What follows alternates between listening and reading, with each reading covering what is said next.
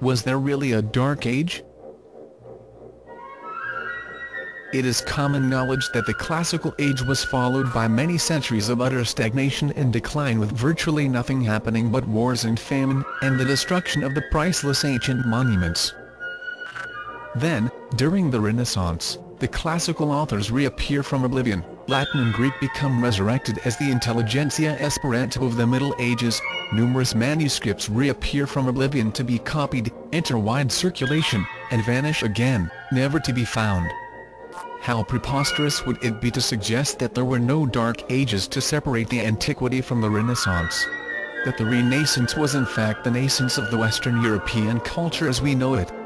It does contradict everything that we may ever have learned about history. However, new methods offered by empirical statistics and developed by Anatoly Fomenko, the Russian mathematician, and his colleagues, provide plenty of evidence to support the theory that the Dark Ages are a phantom. We find lots of spicy morsels in the cauldron of history. Fancy the statue of Marcus Aurelius lost for several centuries and then found by accident on one of the Roman streets.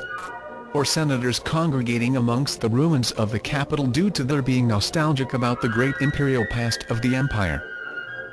Or the pagan temples turning Christian at the wink of an eye, with the name of the saint coinciding with the name of the pagan deities that these very temples were consecrated to in the mysterious days of yore.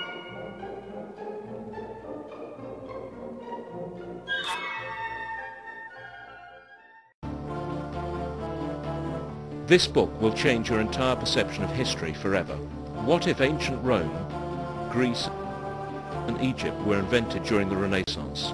What if the Old Testament was a rendition of events in the Middle Ages? What if Jesus Christ was born in 1053 and crucified in 1086 AD? Sounds unbelievable? Not after you've read History, Fiction or Science by Anatoly Fomenko, the leading mathematician of our time.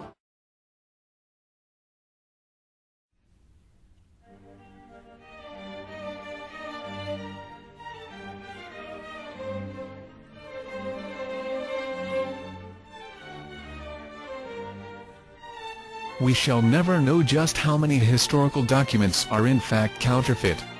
History in general goes hand in hand with the history of forgeries. Countless chronicles as well as works of art and literature have been considered authentic for centuries before becoming denounced as counterfeit.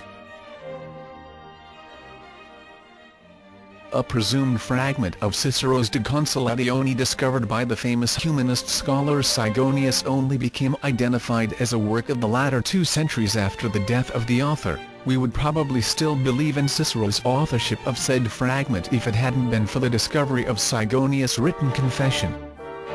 Similar examples are rather abundant. The thespian poet Lucius Verus, who turned out to be a 18th-century Dutch scientist by the name of Herkens, plagiarizing from the 16th-century Venetian author Carrario, classical texts sold to the Leipzig library by a certain Schenes in the 1920s and so forth.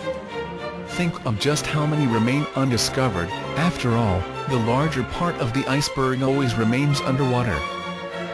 However, there may be an equal amount of valid historical documents in existence that were declared forgeries due to their being at odds with the official history. Anatoly Fomenko, the prominent mathematician, was the first to apply natural scientific methods to historical data, coming up with a revolutionary theory which implies a radical revision of history as we know it.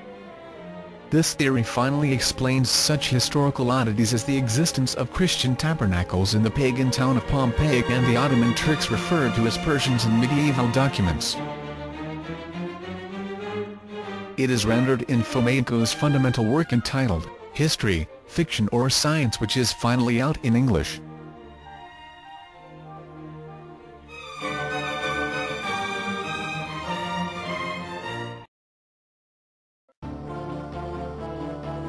This book will change your entire perception of history forever.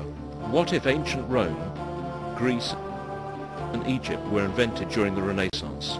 What if the Old Testament was a rendition of events in the Middle Ages? What if Jesus Christ was born in 1053 and crucified in 1086 AD? Sounds unbelievable? Not after you've read History, Fiction or Science by Anatoly Fomenko, the leading mathematician of our time.